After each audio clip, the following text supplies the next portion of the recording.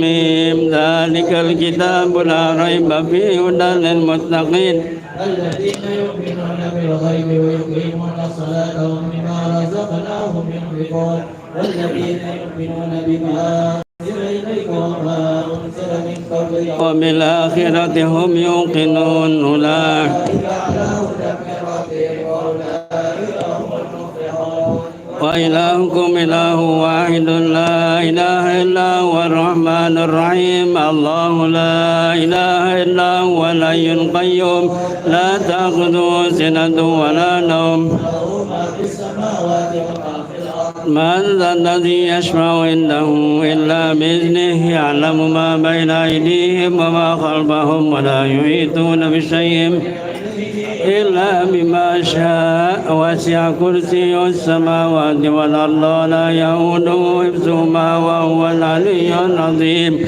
آمن الرسول بما أنزل إليه من ربه والمؤمنون ملائكته وكتبه ورسله لا نفرق بين أحد من رسله وقالوا سمعنا وأطعنا وإليك المصير لا يكلف الله نفسا إلا وسعها لها ما كسبت وعليها ما اكتسبت ربنا لا تؤاخذنا إن نسينا أو أخطأنا ربنا ولا تحمل علينا إصرا كما حملته على الذين من قبلنا ربنا ولا تحملنا ما لا طاقة لنا به واعف عنا واغفر لنا وارحمنا واعف عنا واغفر لنا وارحمنا أنت مولانا فانصرنا على القوم الكافرين أستغفر الله العظيم لي ولوالدي وارحمهما كما ربياني صغيرا أستغفر الله العظيم لي ولوالدي وارحمهما كما ربياني صغيرا أستغفر الله العظيم لي ولوالدي وارحمهما كما ربياني صغيرا أفضل الذكر فاعلم أنه لا إله إلا الله لا إله إلا الله لا إله إلا الله محمد رسول الله صلى الله عليه وسلم لا إله إلا الله لا إله إلا الله لا إله إلا الله لا إله إلا الله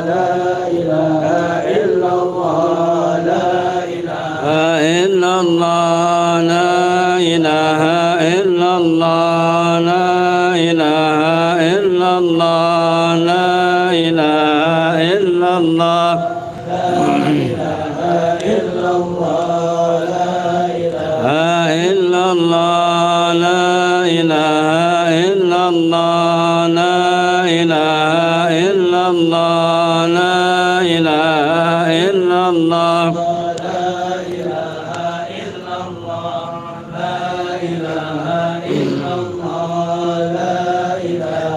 إلا الله لا إله إلا الله لا إله إلا الله لا إله إلا الله لا إله إلا الله لا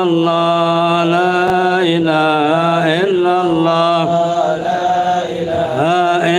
الله لا إله إلا الله لا إله إلا الله لا إله إلا الله لا إله إلا الله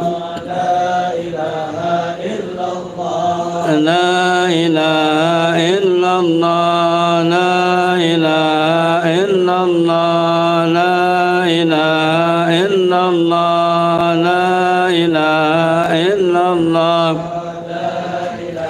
إلا الله لا إله إلا الله إلا الله لا إله إلا الله لا إله إلا الله لا إله إلا الله لا إله إلا الله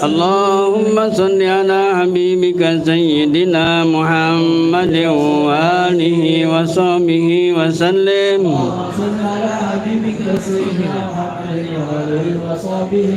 اللهم صل على حبيبك سيدنا محمد وعلى آله وصحبه وبارك وسلم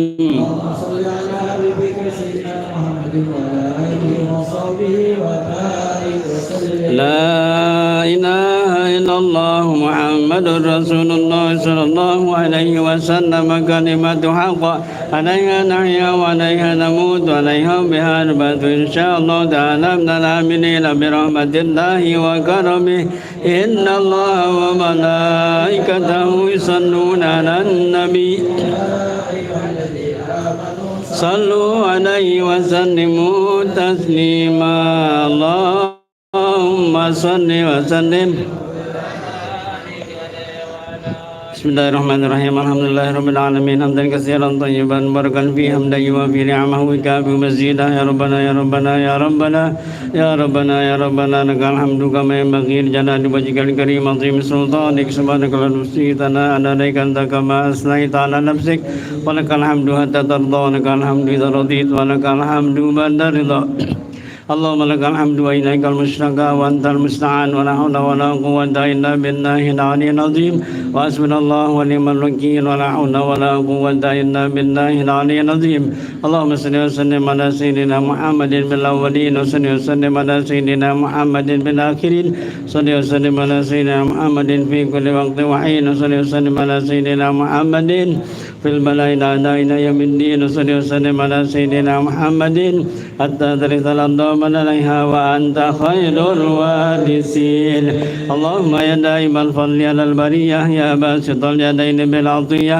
يا صاحب المواهب السنية صل على سيدنا محمد الخير والرسجية واغفر لنا يا ذا الأولى في هذه الأشياء وعلى آله وصحبه وبارك وسلم اللهم صل على سيدنا محمد وعلى آل سيدنا محمد كما صليت على سيدنا إبراهيم وعلى آل سيدنا إبراهيم وبارك على سيدنا محمد وعلى آل سيدنا محمد كما باركت على سيدنا إبراهيم وعلى آل سيدنا إبراهيم في العالمين إنك حميد مجيد في كل لحظة أبدا عدد خلقك ورضا نفسك وزنة عرشك ومداد كلماتك كلما ذكرك الذاكرون وغفر عن ذكرك الغافلون اللهم اغفر لنا ولوالدينا وارحمهم كما ربونا صغارا يا حي يا قيوم برحمتك نستغيث من عذابك نستجير أصلح لنا شؤوننا كلها ولا تكلنا إلى أنفسنا طرفة عين اللهم إنا نسألك العافية ونسألك تمام العافية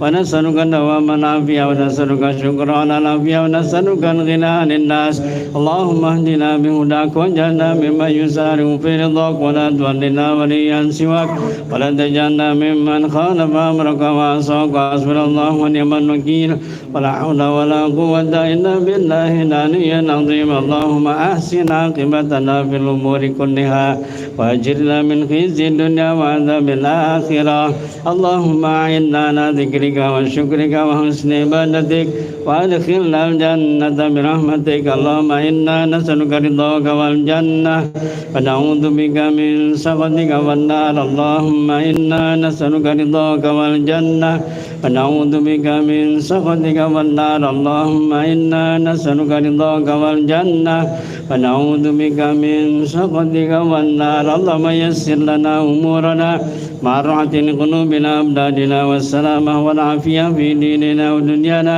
وكن لنا صاحبا في سفرنا وحضرنا خليفة بأهلنا بجاه النبي محمد صلى الله عليه وسلم برحمتك يا أرحم الراحمين اللهم يا من نوره في سره وسره في خلقه أخفنا عن عيون الناظرين والطاقين قلوب الحاسدين والباغين كما أخفيت الروح في الجسد إنك على كل شيء قدير اللهم ربنا يا ربنا تقبل منا إنك أنت السميع العليم وتب علينا يا مولانا إنك أنت التواب الرحيم واهدنا ووفقنا إلى الحق وإلى طريق مستقيم ببركة ختم القرآن العظيم وبحرمة حبيبك ورسولك الكريم واعف عنا يا كريم واعف عنا يا رحيم واغفر لنا ذنوبنا بفضلك وجودك وكرمك يا أكرم الأكرمين ويا أرحم الراحمين اللهم زينا بزينة ختم القرآن وشرفنا بشرفة ختم القرآن وألبسنا بخلة ختم القرآن وأدخلنا الجنة مع القرآن وعافنا من كل بلاء الدنيا وعذاب الآخرة بحرمة ختم القرآن وارحم جميع أمة سيدنا محمد صلى الله عليه وسلم بحرمة ختم القرآن اللهم اجعل القرآن لنا في الدنيا قرينا وفي القبر مونسا في القيامة شفيعا وعلى الصراط نورا وإلى الجنة رفيقا ومن النار سترا وحجابا وإلى الخيرات كلها دليلا وإماما بفضلك وجودك وكرمك يا أرحم الراحمين اللهم ارزقنا بكل حرف من القرآن حلاوة وبكل كلمة كرامة وبكل آية سعادة وبكل سورة سلامة وبكل جزء جزاء اللهم اشرح بالقرآن العظيم صدور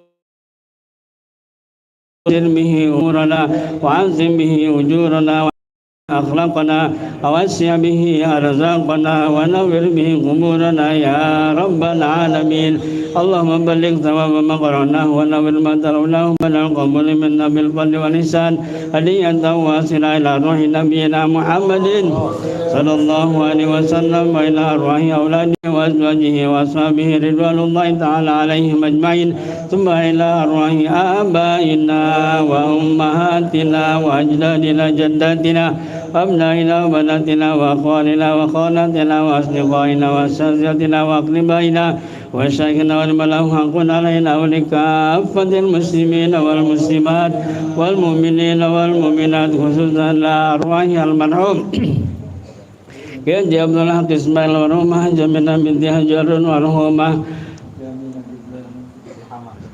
حجة هما بنت أحمد زين والرحوم حج صالح ورحمة جازن بنت حجي شربين والرحوم حج أحمد مرزق ريان والرحوم حج عبد العليم بن الحق والمرحوم حج عبد الله بن عبد الحق مرحوم حج فاطمة بنت أحمد زين وأسونهم وبروهم ثم الأرمانهم كحج إسماعيل بن عبد العزيز كحج مهر إسماعيل كجيساك يا الله كالصمد كالملك أوسونهم وبروهم ثم الأرمانهم كأحمد جنيدي ومرحوم كمحمد شفي جنيدي ومرحوم كحج عبد الرحمن شفي ومرحوم كحج محمد علي جنيدي وأوسونهم وبروهم ثم إلى أرواح المكتوبين ثم القرطاس وأوسونهم وبروهم ثم إلى أرواح ساداتنا أبي بكر وعمر وعثمان وعلي وأوسونهم وبروهم اللهم اغفر لهم وارحمهم وعافهم واعف عنهم واجعل الجنة مثواهم اللهم اغفر لهم وارحمهم وعافهم واعف عنهم واجعل الجنة مثواهم اللهم انزل الرحمة علينا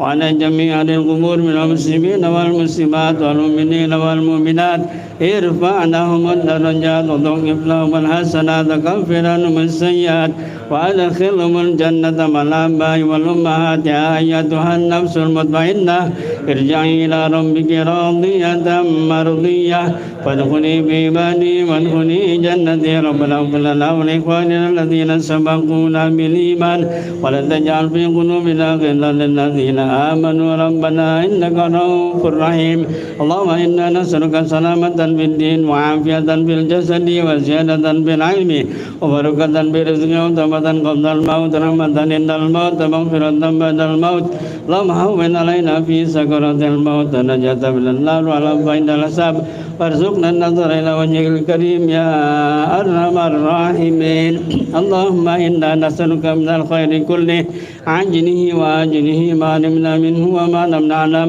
ونعوذ بك من الشر كله عاجله وآجله ما علمنا منه وما لم نعلم اللهم إنا نسألك الجنة وما قرب إليها من قول وعمل ونية واعتقاد اللهم إنا نسألك رضاك والجنة ونعوذ بك من سخطك والنار ربنا هب لنا من أزواجنا وذرياتنا قرة أعين واجعلنا للمتقين إماما اللهم بارك لنا في ذرياتنا ولا تضرهم ووفقهم لطاعتك وارزقنا برهم اللهم سلمنا أهلنا أولادنا من آفات الدنيا وعذاب الآخرة إنك على كل شيء قدير اللهم ألف بين قلوبنا وأصلح ذات بيننا واهدنا سبل السلام واخرجنا من الظلمات إلى النور اللهم اهدنا من عندك واغفر علينا من فضلك وانشر علينا من رحمتك وانزل علينا من بركاتك والبسنا لباس عفوك وعافيتك في الدين والدنيا والآخرة يا أرحم الراحمين ربنا ظلمنا أنفسنا وإن لم تغفر لنا وترحمنا لنكونن من الخاسرين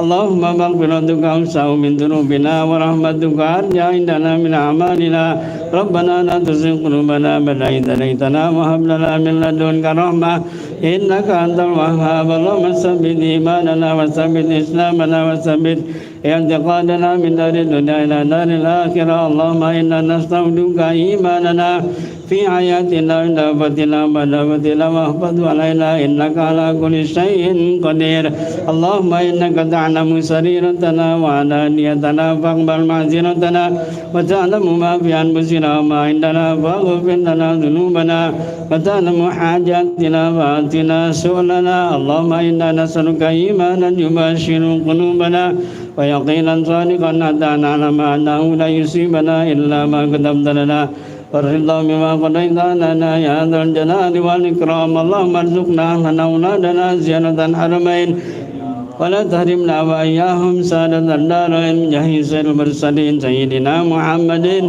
صلى الله عليه وسلم جد الحسن والحسين ربنا آتنا في الدنيا حسنة وفي الآخرة حسنة وقنا عذاب النار ربنا تقبل منا إنك أنت السميع العليم وتب علينا إنك أنت التواب الرحيم صلى الله على سيدنا محمد وعلى آله وصحبه وسلم سبحان ربك رب العزة عما يصفون وسلام على المرسلين والحمد لله رب العالمين بسورة الفاتحة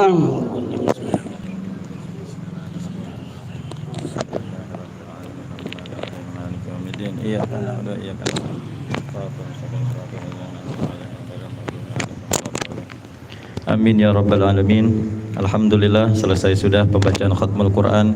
Mudah-mudahan apa yang kita baca diterima dan dikabulkan oleh Allah Subhanahu wa taala, yang pahalanya sampai kepada sahibul haul Ustaz Haji Abdul Haq bin Tuan Guru Ismail wa azwajih. Dan sebelum kita mulai pembacaan qasidah burdah ini, mari sama-sama kita baca suratul Fatihah. Kita niatkan khusus untuk pengarang kitab burdah ini Al-Imam Muhammad Sa'id Al-Busiri, dan untuk orang-orang tua kita yang telah berpulang ke rahmatullah, dan kita doakan juga kepada orang-orang yang telah menyumbangkan hartanya demi kesuksesan acara burdah ini. Mudah-mudahan segala hajatnya dikabul oleh Allah Subhanahu wa taala, disehatkan badannya, dijadikan keluarganya yang sakinah mawaddah warahmah, dan segala hajatnya dikabul oleh Allah Subhanahu wa taala. Amin ya rabbal alamin. Sebelum kita mulai, mari sama-sama kita membaca Fatihah. Kita niat dalam membaca surat burdah yang akan dipimpin oleh guru kita Al-Ustaz Kiai Haji Abdul Bari MA. Bismillahirrahmanirrahim.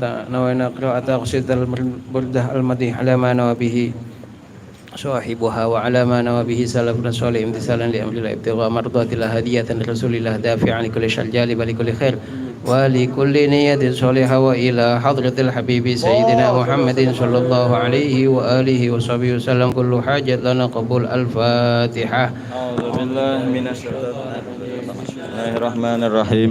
Alhamdulillahirabbil alamin arrahmanir rahim maliki yaumiddin. Iyyaka na'budu wa iyyaka nasta'in ihdinas siratal mustaqim siratal ladzina an'amta 'alaihim ghairil maghdubi 'alaihim. Inna Allaha wa malaikatahu yusalluna 'alan nabi ya ayyuhalladzina amanu sallu 'alaihi تسليما اللهم وبارك عليه وعلى آله مولاي صل وسلم دائما أبدا على حبيبك خير الخلق كلهم آمين تذكر جيران بذي سلام مزج تدام أنجر من مقلة بدم أم حبة ريح من تلقاء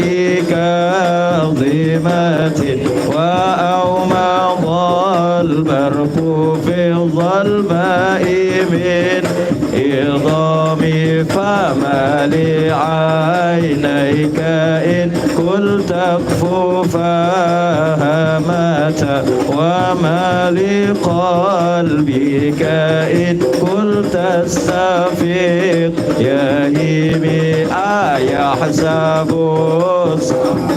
أن الحب منكتم ما بين منسجم منه ومضطرم لولا الهوى لم ترك دمعا على طلال ولا أريقت لذكر البني والعالم فكيف تنكر حبا بعدما شهدت به عليك عدول الدمع وسقام وأثبت الوجد خطي عبرة وضنا مثل البهاء على خديك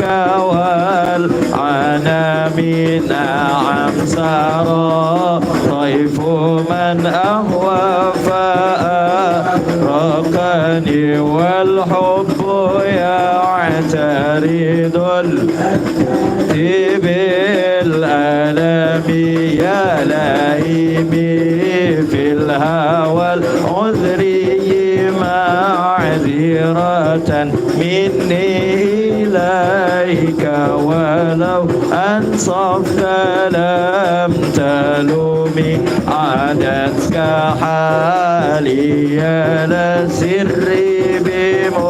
بمستتر عن الوشاة ولا دائب منحسم ما حطني النصح لكن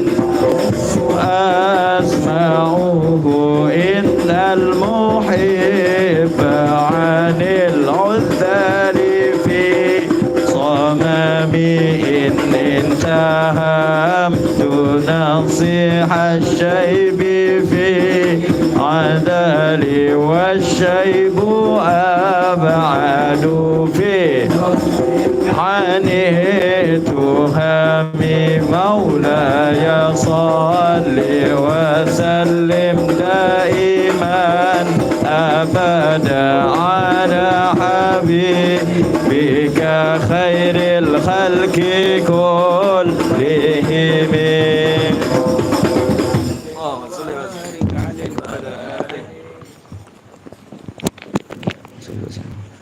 مولاي صل وسلم دائما أبدا على حبيبك خير الخلق كلهم فإن أمارتي بالسوء ما تعظت من جهلها بنذير الشيب والهرم ولا عدت من البعل الجميل كرا ضيف ألم ما برأسي غير محتشم لو كنت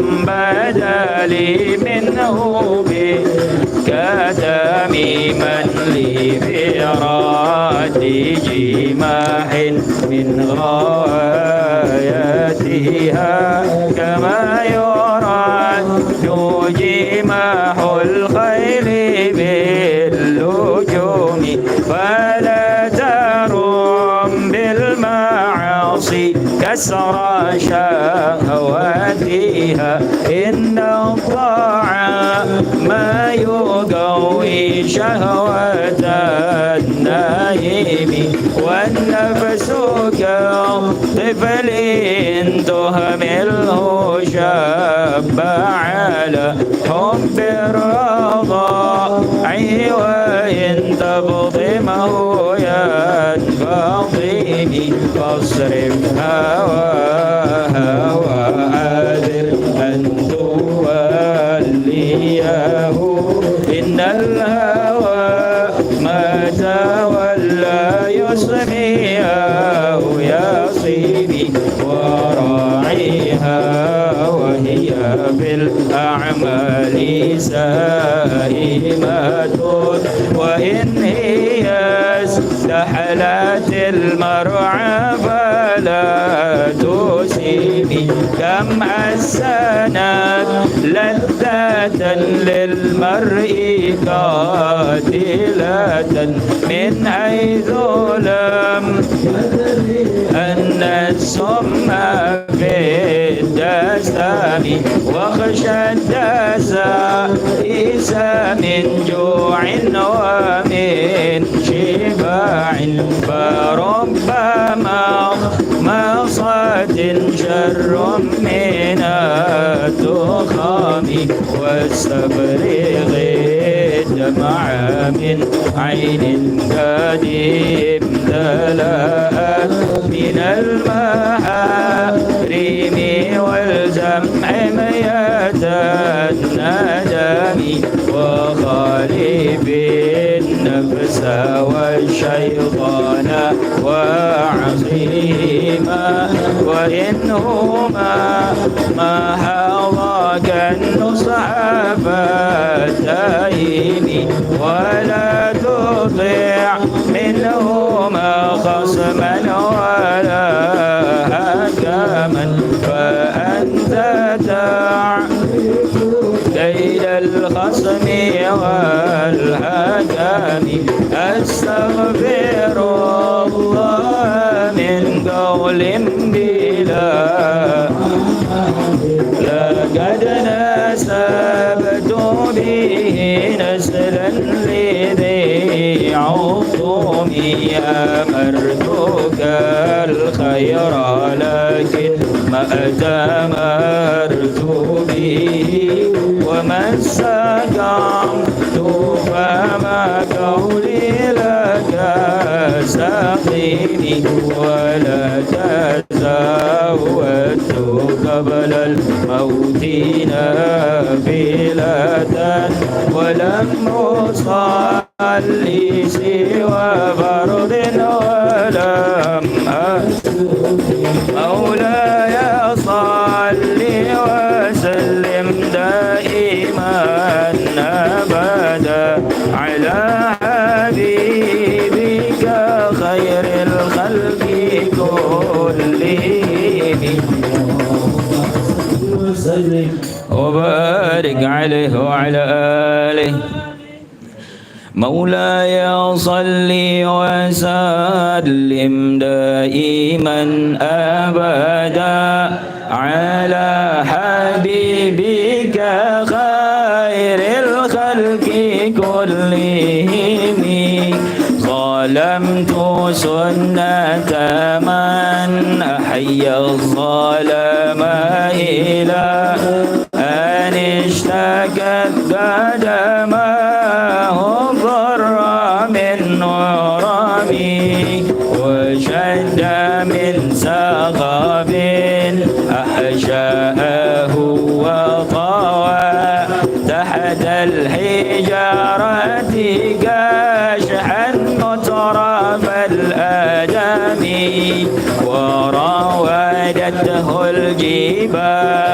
الشم من ذهب عن نفسه فأراها أيام شمامي وأكدت زهده فيها ضرورته إن الضرورة لا تعلو على العصام وكيف يدعو إلى الدنيا ضرورة من لولاه لم تخرج الدنيا من العدم محمد سيد الكونين والثقلين والفريقين من عرب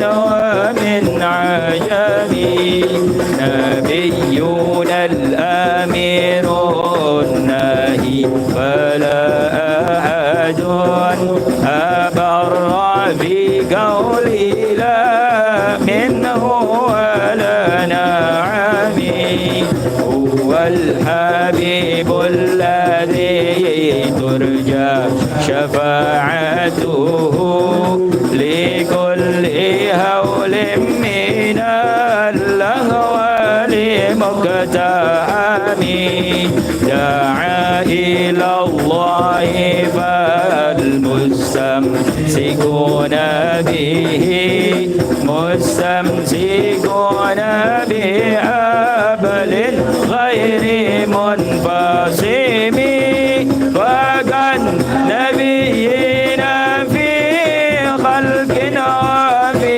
خلق ولم يدانوه في علم ولا كرم وكلهم من رسول الله ملتمس غرفا من البحر ورشفا من الديام وواقفون لديه عند حدهم من نقطة العلم أو من شكلة الحكم فهو الذي تم معناه وصورته ثم اصطفاه حبيبا بريء النسم منزه عن شريك في محاسنه فجوهر الحسن فيه غير منقسم دعما دعته النصارى في نبي واحكم بما شئت مدحا فيه واحتكمي وانسب إلى ذاته ما شئت من شرف وانسب إلى قدره ما شئت من عظام فإن فضل رسول الله ليس له حد فيعرب عنه ناطق بفمي لو نسبت قدره آياته عظاما أحيا اسمه حين يدعى دارس الرمام لم يمتحن بما تعي العقول به حرصا علينا فلم نرتب ولم نهم أعيا الورى فهموا معناه فليس يرى للقرب والبعد به غير من كالشمس الشمس تظهر للعينين من بعد صغيرة وتقل الطرف من أمامي وكيف يدرك في الدنيا حقيقته قوم نيام تسلوا عنه بالعلوم فمبلغ العلم فيه أنه بشر وأنه خير خلق الله كلهم وكل آي أتى الرسل الكرام بها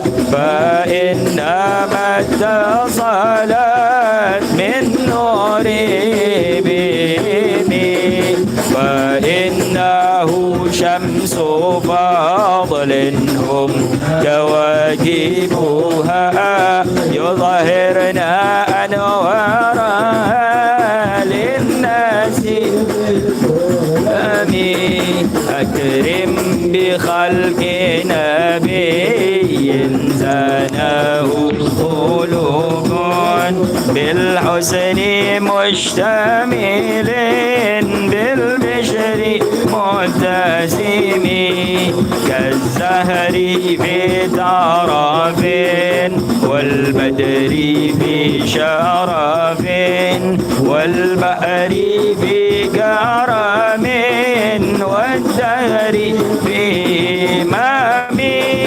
كأنه وهو فرد من جلالته في عسكر وفي عشب كأنما اللؤلؤ المكنون في صدف من معدني منطق منه ومبتسم لا طيب يعدل تربا ضم أعظمه طوبى لمندشك منه ومبتسم مولاي صل وسلم دائما أبدا على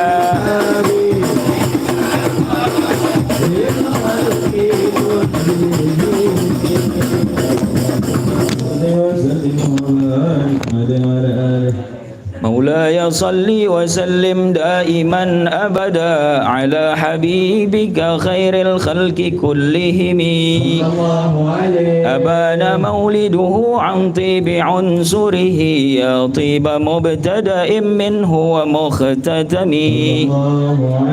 يوم تفرس فيه الفرس أنهم قد أنذروا بحلول البؤس والنقم وبات إيوان كسرى وهو منصدع كشمل أصحاب كسرى غير ملتئم والنار خامدة الأنفاس من أسف عليه والنهر ساهي العين من سدم وساء ساوة أن غاضت بحيرتها ورد واردها بالغيظ حين ظمي كأن بالنار ما بالماء من بلال حزنا وبالماء ما بالنار من ضرم والجن تهتف والأنوار ساطعة والحق يظهر من معنى ومن كلم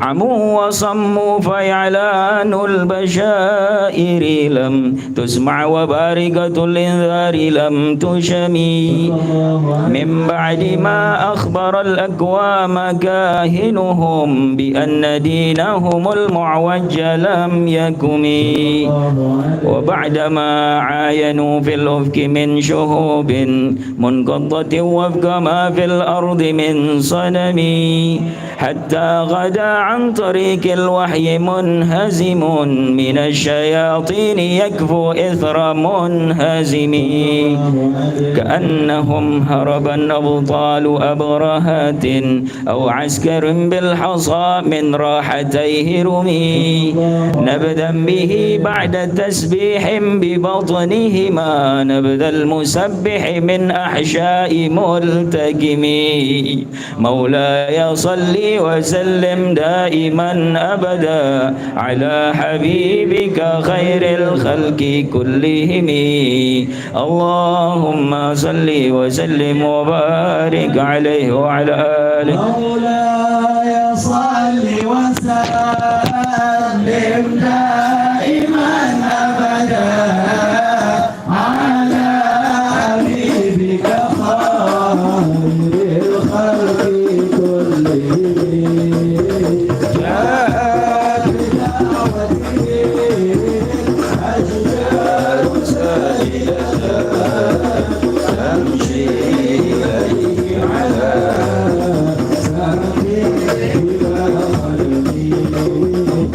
كأنما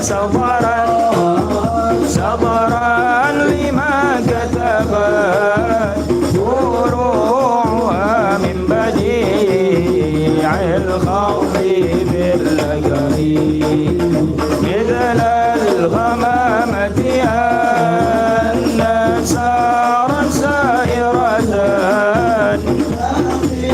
فيها الروطيس للأجير عميق أقسمت بالقمر منشك له من قلبي نسبة مبرورة الكسل وما حوى الغر من خير ومن كرم وكل ضرب من الكفار عنه عميق فاصدق في الغر والصديق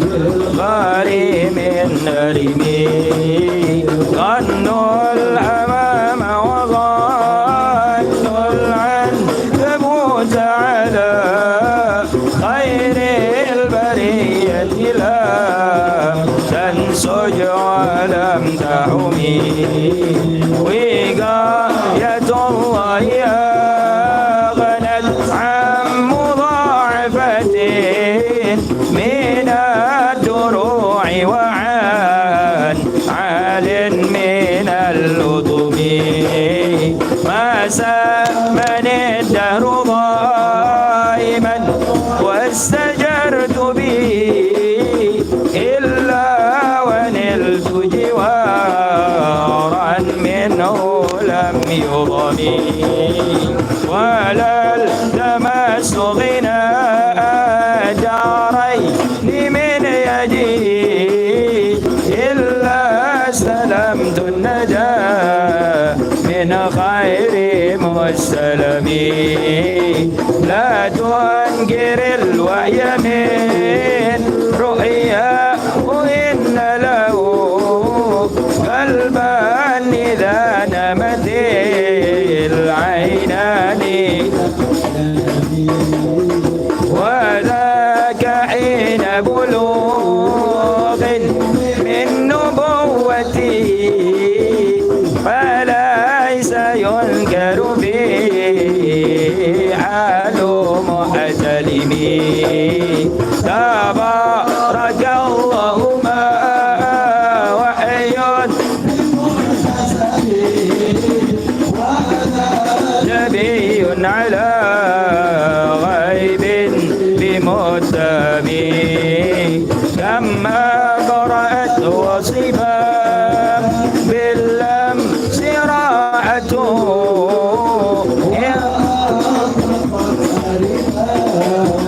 من ربقات الأمم وآية سنة شباب دعوته حتى أكد غرة في الأعصر الدومي بعارض الجداء وخلت البضاء بها سيبا من اليم أو سيلا من العلم مولاي صل وسلم دائما أبدا على حبيبك خير الخلق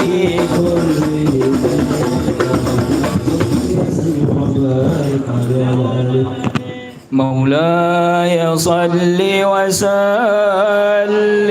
دائما أبدا على حبيبك خير الخلق كلهم مولاي صل وسلم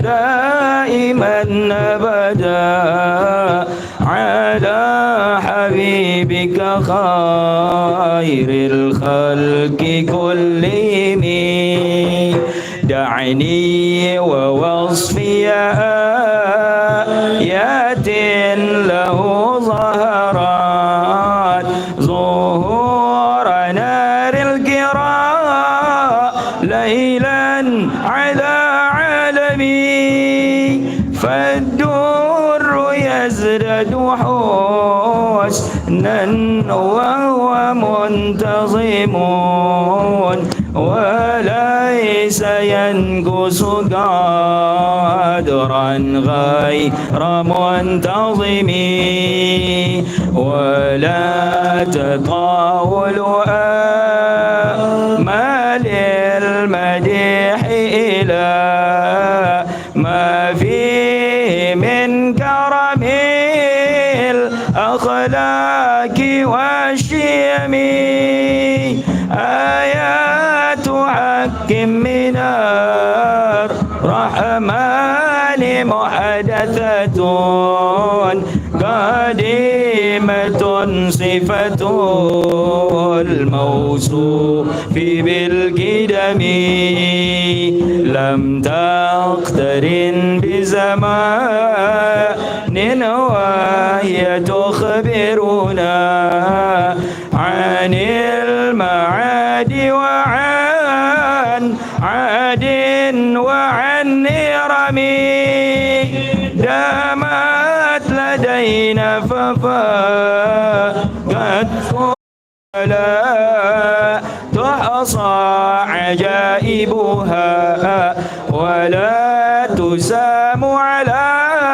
الإكثار بالسام قرت بها عين قارئها فقلت له لقد ظفرت بحبل الله فاعتصمي إن تتلوها خفة من حر نار الأضاء أطفأت أر الأضاء من وردها الشبم كأنها العوض تبيض الوجوه به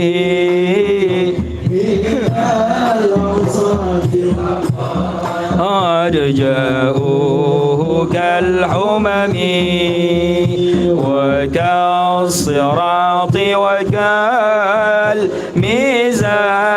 معدلتان فالقسط من غيرها في الناس لم يقم لا تعجبا لحسود راح ينكرها تجاهلا وهو عين الحاذق الفاتح دائم قد تنكر العين ضوء الشمس من رمد وينكر الفم طعم الماء من سقم مولاي صل وسلم دائما أبدا على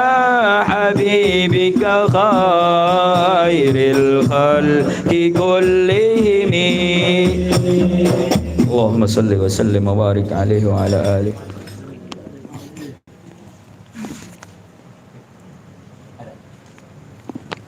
مولاي صل وسلم دائما أبدا على حبيبك خير الخلق كلهم يا خير من يمم العافون ساحته سعيا وفوق متون الأينك الرسم ومن هو الآية الكبرى لمعتبر ومن هو النعمة العظمى لمغتنم سريت من حرم ليلا إلى حرم كما سرى البدر في داج من الظلم وبت ترقى إلى أن نلت منزلة من قاب قوسين لم تدرك ولم ترمي وقدمتك جميع الأنبياء بها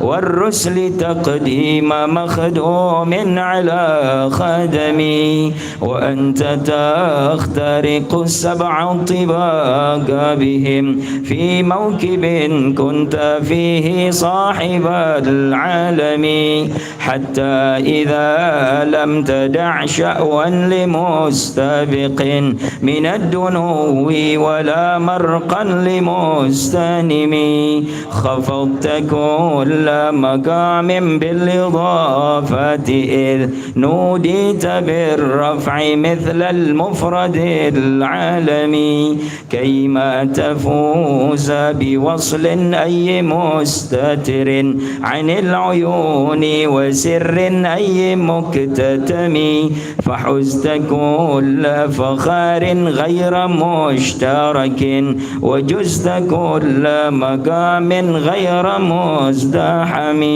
وجل مقدار ما وليت من رتب وعز إدراك ما أوليت من نعم بشرى لنا معشر الإسلام إن لنا من العناية ركنا غير منهدم لما دعا الله داعينا لطاعته بأكرم الرسل كنا أكرم الأمم مولاي صل وسلم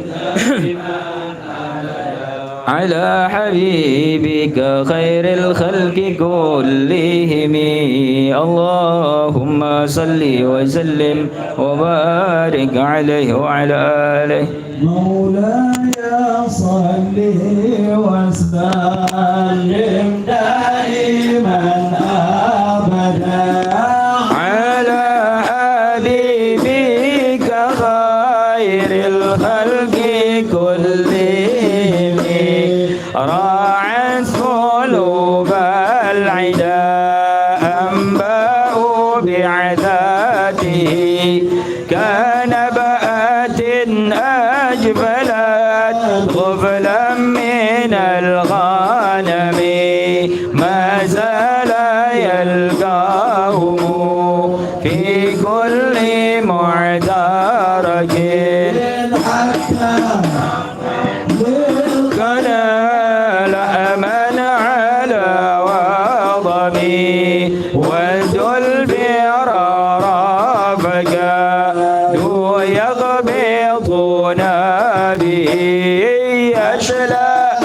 أشالت مع العقبان والرخم تمضي الليالي ولا يدرون عند أتاها ما لم تكن من ليالي الأشهر الحرم كأنما الدين ضيف حل ساحتهم بكل قرب إلى لحم العيد قارم يجر بحر خميس فوق سبيحة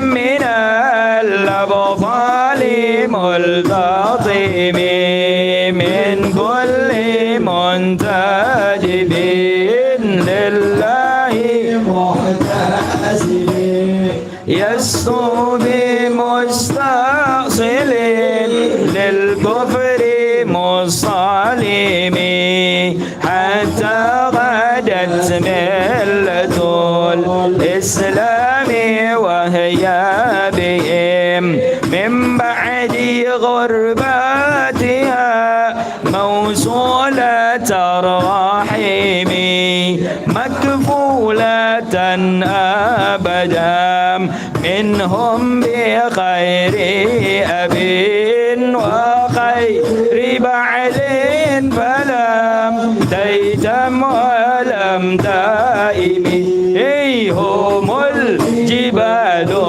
فسأل عنهم مصادمهم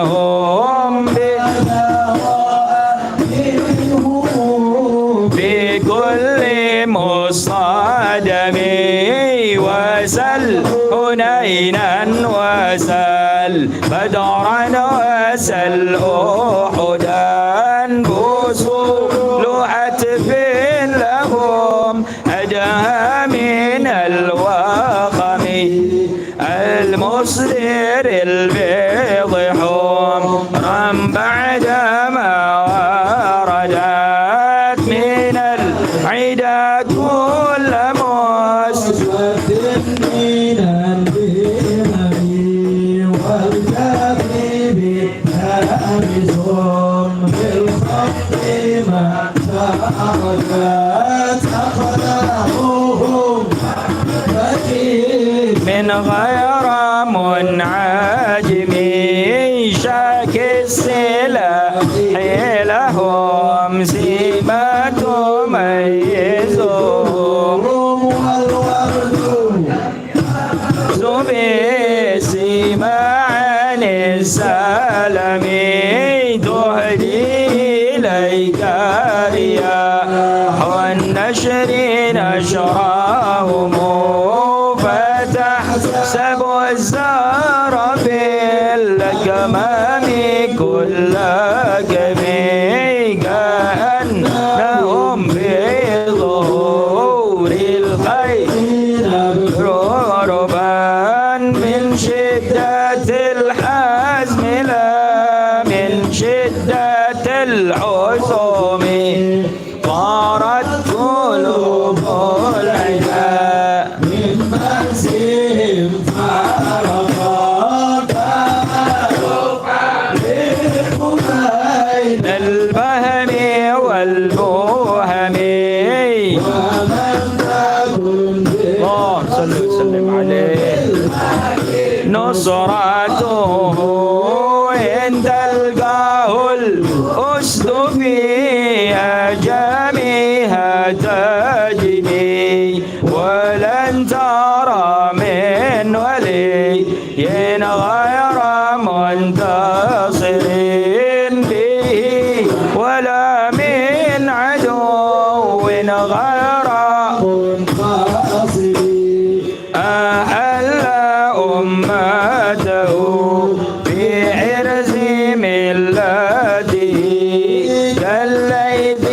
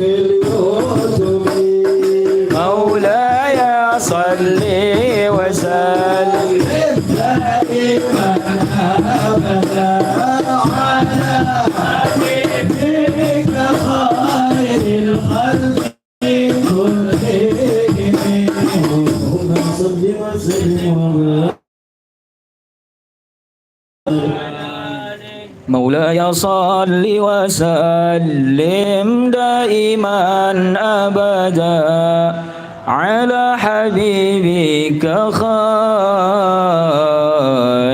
الخلق كلهم خدمته بمديح أستقيل به ذنوب عمر مضى في الشعر والخدم إذ كاللداني ما تخشى عواكبه كأنني بهما هدي من النعم أطعت غاية الصبا في الحالتين وما حصلت إلا على الآثام والندم فيا خسارة نفس في تجارتها لم تشتري الدين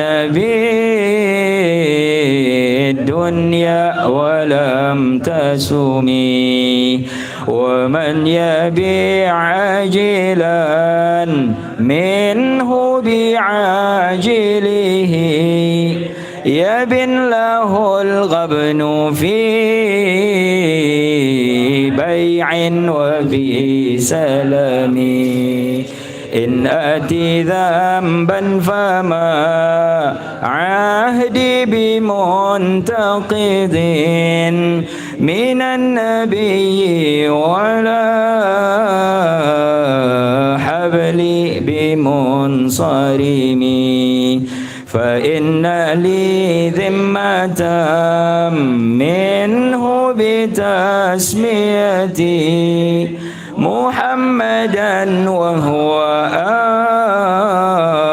أوفى الخلق بذممي إن لم يكن في معادي آخذا بيدي فضلا وإلا فقول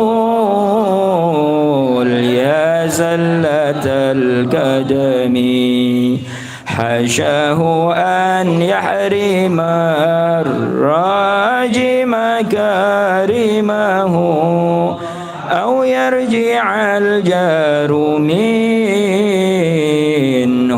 غير محترم ومنذ ألزمت أفكاري مدائحه وجدته لخلاصي خير ملتزم ولن يفوت الغنى منه يدا تربا إن الحياة ينبت الأزهار في الأكم ولم أرد زهرة دوني التي اقتطفت يد زهير بما أثنى على هريم مولاي صل وسلم دائما أبدا على حبيبك خير الخلق كلهم اللهم صل وسلم وبارك عليه وعلى آله. diangkat suaranya ya. Ini salawatnya semangat diangkat, mudah-mudahan salawat kita diterima oleh Baginda Muhammad sallallahu alaihi wasallam. Amin ya rabbal alamin. مولاي صل وسلم دائما أبدا على حبيبك خير الخلق كلهم يا أكرم الخلق ما لمن ألوذ به سواك عند علول الحادث حبيبي ولا يضيق رسول الله جاءك به إذا الكريم تجلى باسمه فإن من جودك الدنيا وضرتها ومن علومك علم اللوح والقلم يا نفس لا تقنطي من زلة عظمت غفرانك اللمني لعل رحمة ربي حين يقسمها تأتي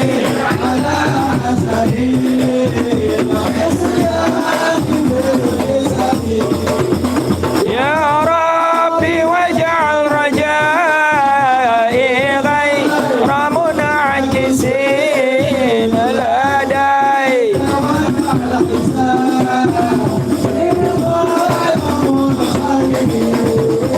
والقف دارين إن له صبرا الأول ينهزمي وأذان لصحب صلاة من كدائمتي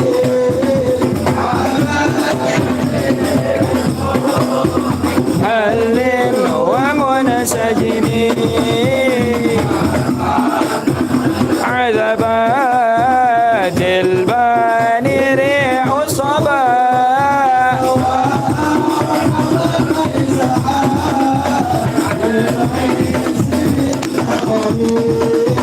ثم الرضا عن نبي بكر عمر وعن عثمان ذي الكرم والآل والصحب ثم التابعين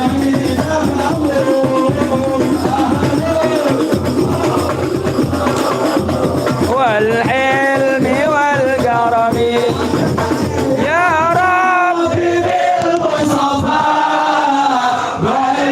اللهم صل وسلم واغفر لنا ما مضى يا واسع الكرم بالمصطفى بلغ واغفر لنا ما مضى سع الكرم يا رب اللهم صل وسلم وبارك عليه مقاصدنا واغفر آمين يا رب يا واسع الكرم واغفر إلهي لكل المسلمين يتلو في المسجد الأقصى بجاه من بينه المختار قد ختم والحمد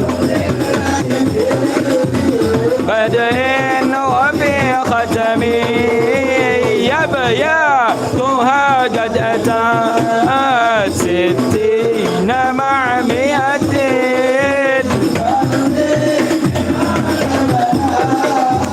يا واسع الكرم فرج يا واسع الكرم مولاي صل وسلم أبدا اللهم صل وسلم عليه وعلى بكلهم اللهم صل وسلم وبارك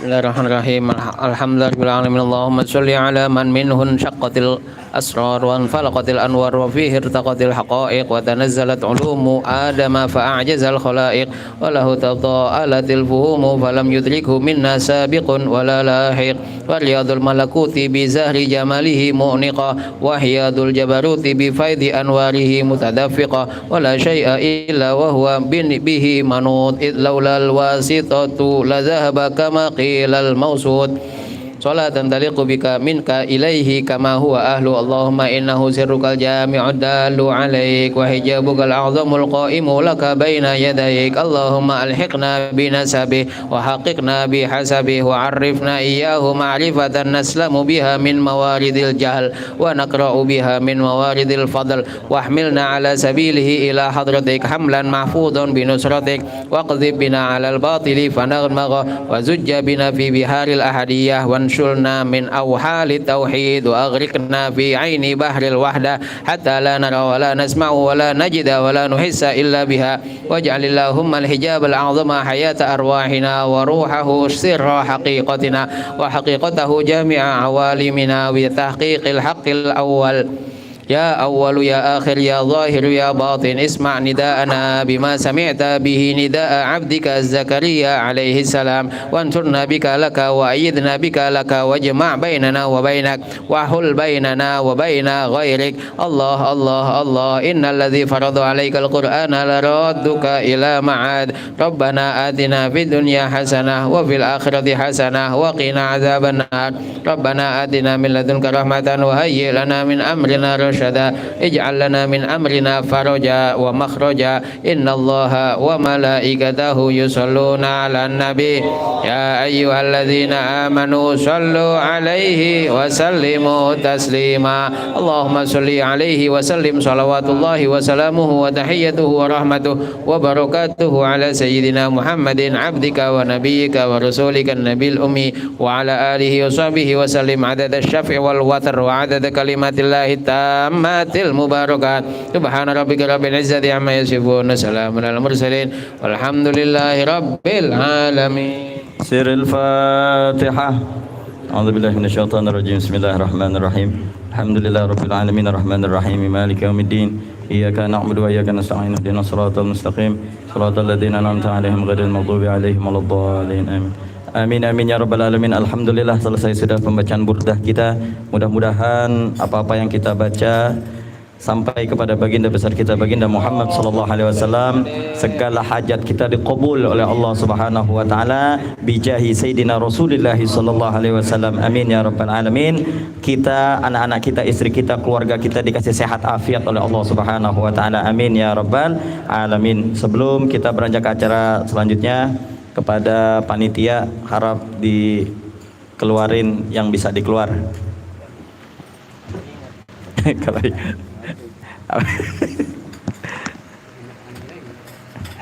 ya kalau ada air ya air aja yang dikeluarin.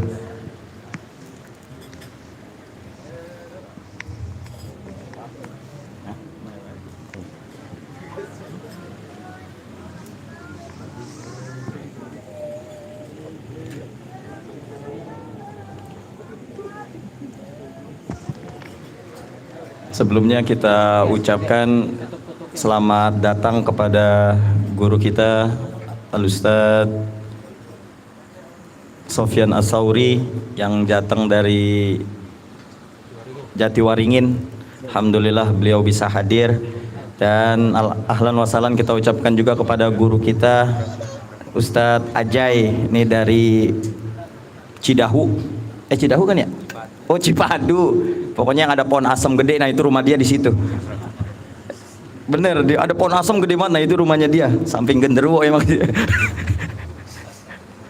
Dan alhamdulillah ini juga ada saudara kita ini langsung, beliau ini dari Sunan Ampel ya, dari Surabaya, Pak Ustadz Hadian Mahbub.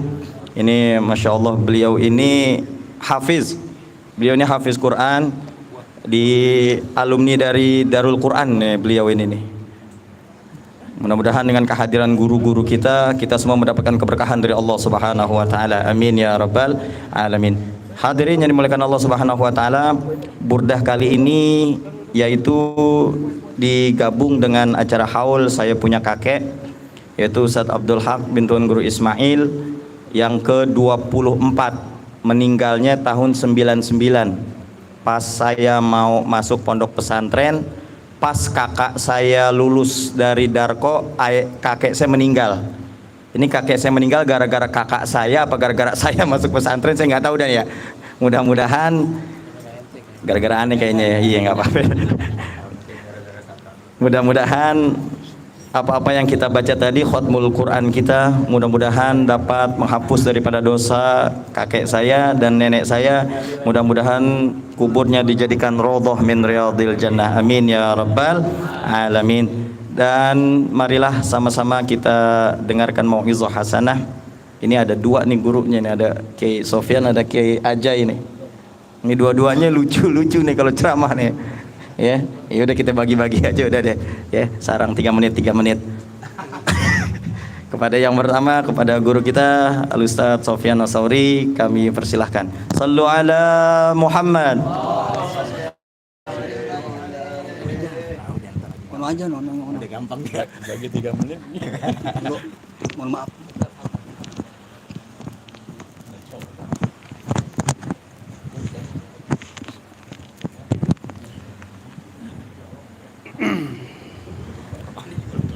Bismillahirrahmanirrahim. Masya Allah.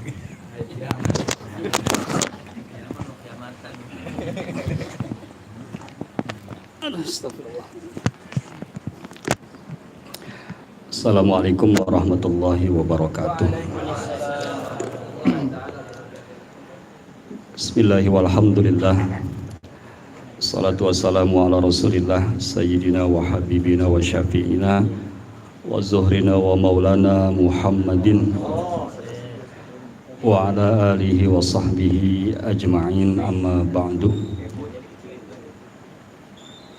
Faqala Nabi sallallahu alaihi wasallam, innama ana rahmatum muhdah.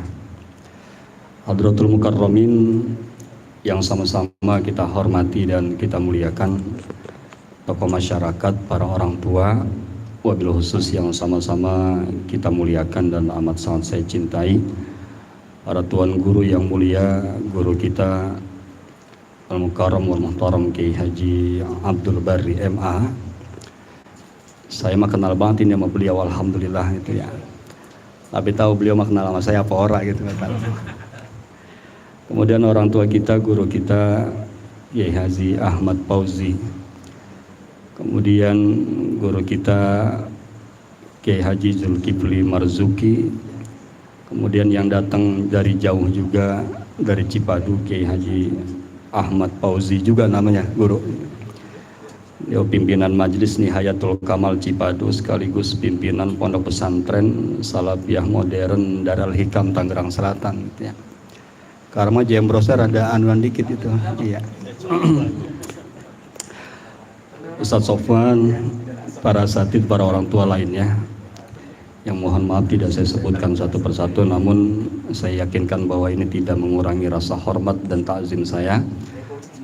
Kita doakan mudah-mudahan segenap para tuan guru kita, para orang tua senantiasa Allah berikan nikmat panjang umur, kemudian disertai sehat walafiat, kemudian ilmu beliau-beliau dijadikan ilmu yang bermanfaat dan mendatangkan maslahat buat kita semua. Juga bapak-bapak, saudara-saudara, jamaah Majelis Burdah yang hadir malam hari ini juga mudah-mudahan senantiasa berada dalam perlindungan Allah Subhanahu wa taala. Amin ngapa diem baik. Amin pakai diojok-ojokin adanya. Cuman ini lagi musim politik saudara ya. Ntar kalau amin rada-rada lempengin dikit begitu. Sebab kalau kita bilang tibang amin doang nanti disangka kampanye kita gitu ya. Jadi bilangnya amin ya robbal alamin gitu. Sebab kadang-kadang beda pilihan, beda pandangan urusan politik suka ke bawah-bawah guru sampai kehidupan kita hari-hari gitu. Ini sekarang urusan amin aja kadang-kadang orang berdoa di masjid ada ragu-ragu juga ngucapnya.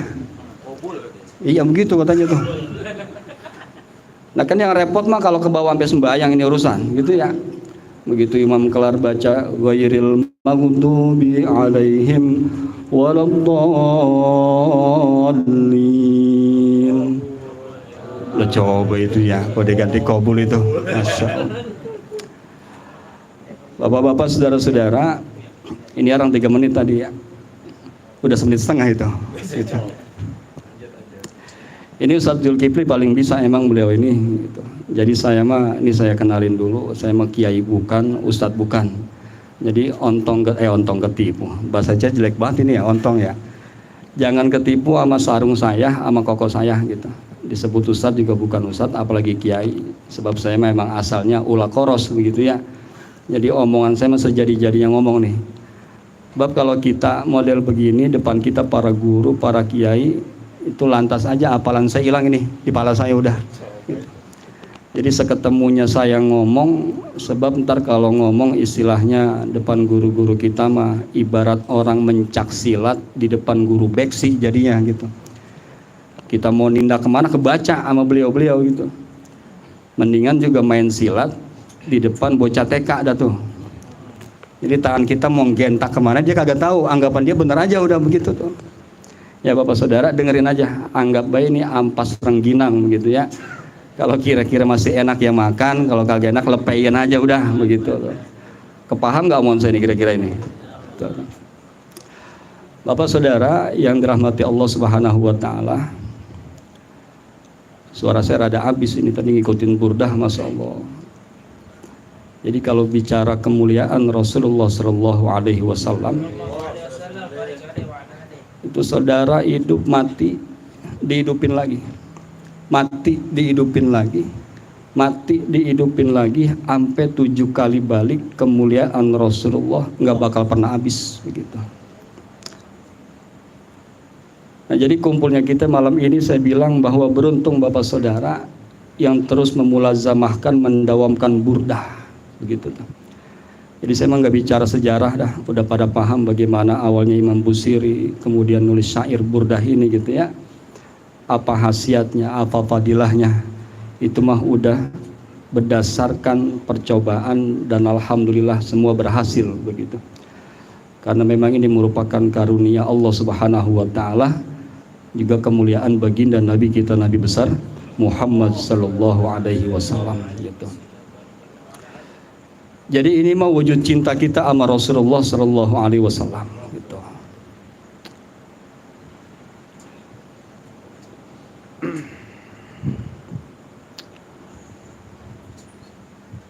Itu kan lantas hilang baik itu.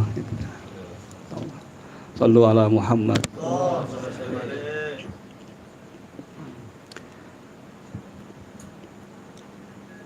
Jadi kalau mendem cinta sama Rasulullah itu,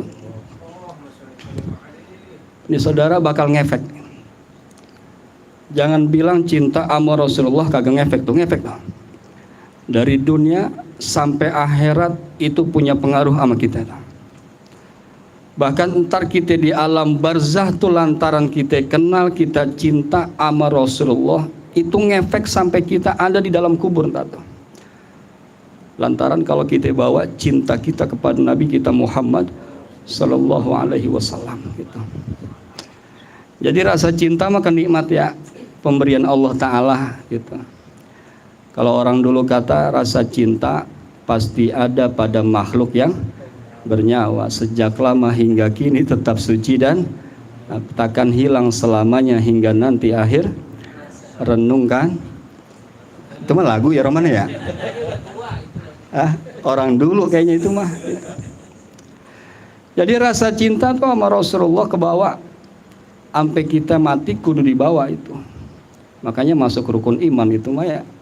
Iman kepada Allah, kemudian iman kepada para malaikat, kitab-kitab Allah. Yang keempat, iman kepada para nabi atau para rasulnya Allah Subhanahu wa taala gitu.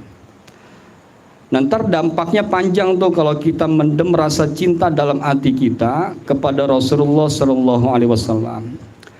Sebab entar rasa cinta mah bisa bikin orang yang bodoh dia jadi pinter.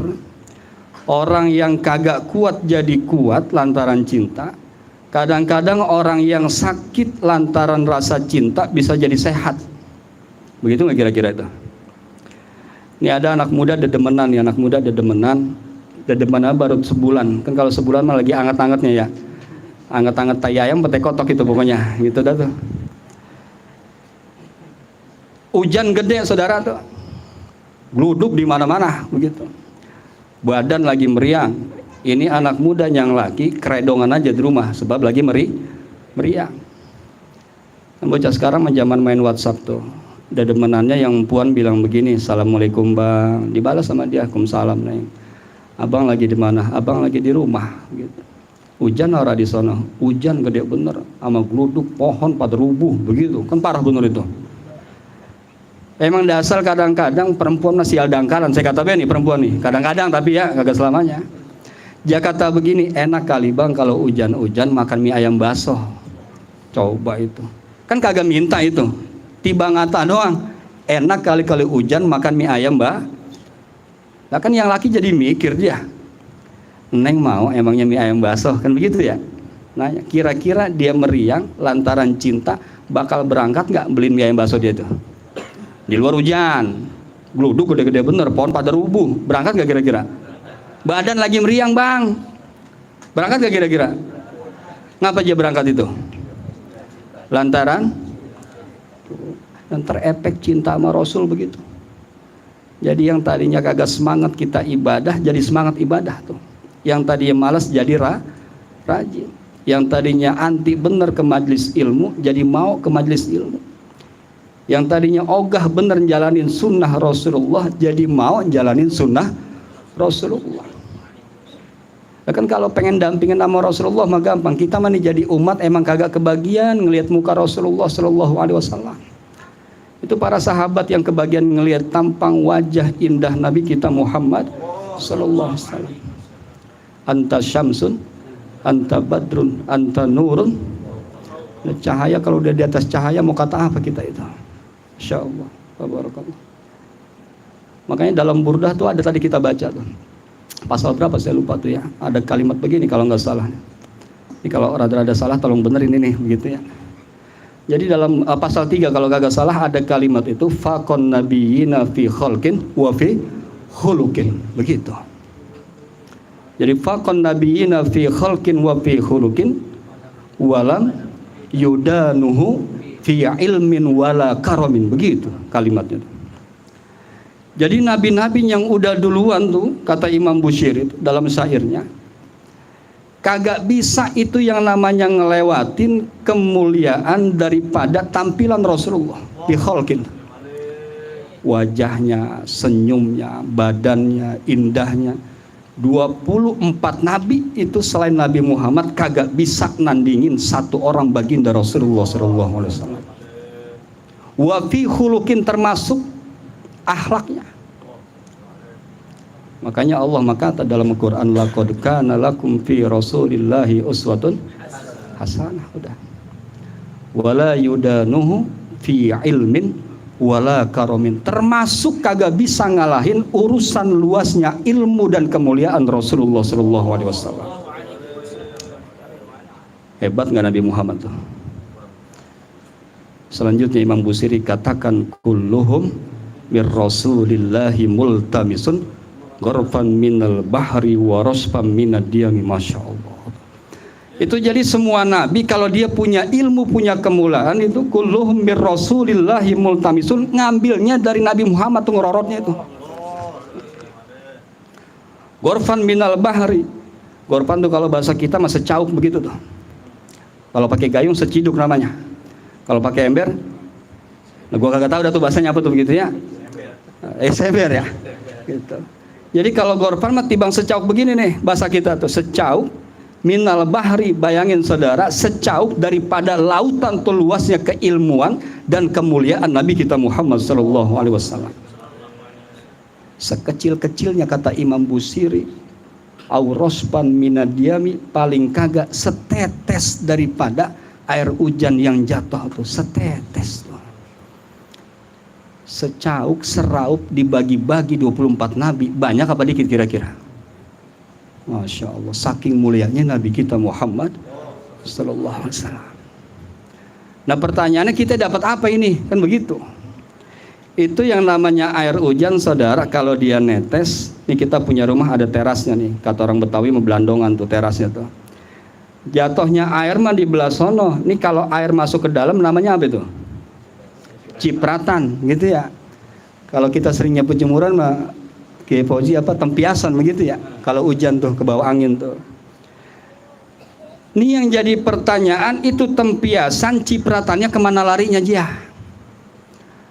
Sebab tetesan air hujan atau secauk daripada lautan nur keilmuan kemuliaan Nabi Muhammad lari buat para nabi tuh. Saya kasih tahu. Cuman jangan bilang siapa-siapa ini mah ya. Rahasia ini mah.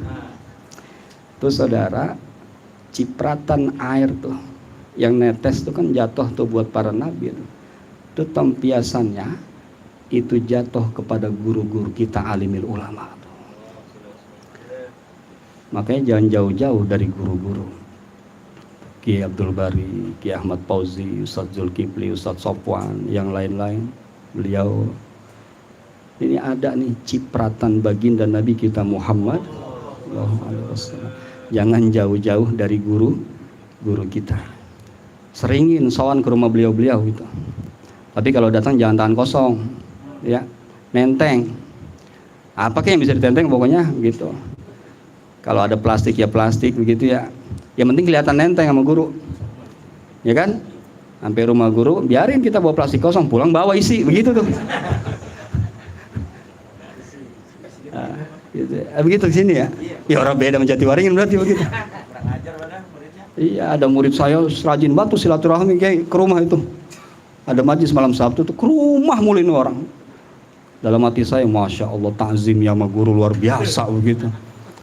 Asal datang ngopi begitu. Kerjaannya begitu kayak itu. Datang ngopi. Saya kata, emang di rumah belum ngopi bang? Ya Ustadz, kalau di sini makan insya Allah kopinya ada berkahnya, begitu katanya. Asal tangan yang rogok kantong keluar korek.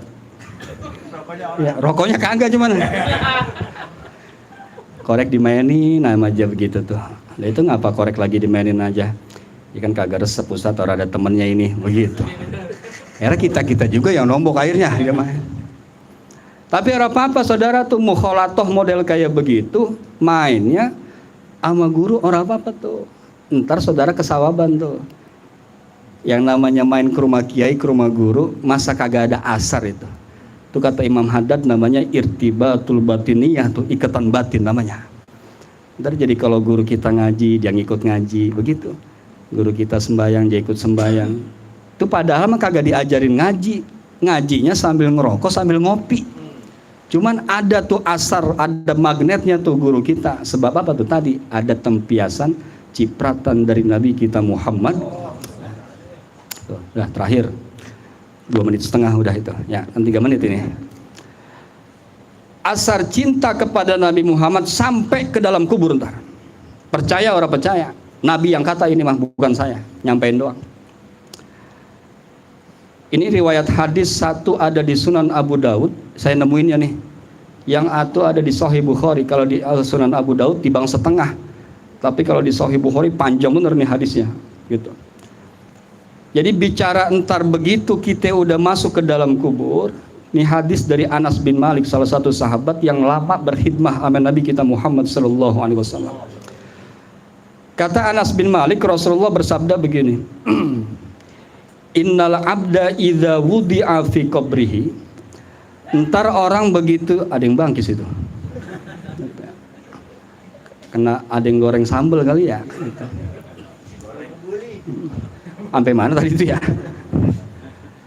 Kata Rasulullah dalam hadisnya, innal abda idza wudi'a fi qabrihi, kalau seorang hamba udah dimasukin ke dalam lubang kuburnya, begitu tuh. Wa tawalla anhu ashabuh, katanya. Ntar pada pergi semua tuh yang nganterin kita pada pulang. Kan biasanya nganterin kita temen, saudara, tetangga, istri atau suami dan anak-anak gitu yang pada nganterin ya. Kata Rasulullah, wa tawalla anhu ashabuhu, ntar atu-atu pergi. Kita punya temen tuh di dunia sampai disebut CS kental. Ngerti nggak CS kental tuh? Yang kalau kemana-mana berdua, naik motor berdua, makan berdua, tidur berdua, mandi berdua, kan CS kental namanya tuh. Bestie ya. Tapi ntar kalau kita udah dikuburin mah pulang apa kagak dia?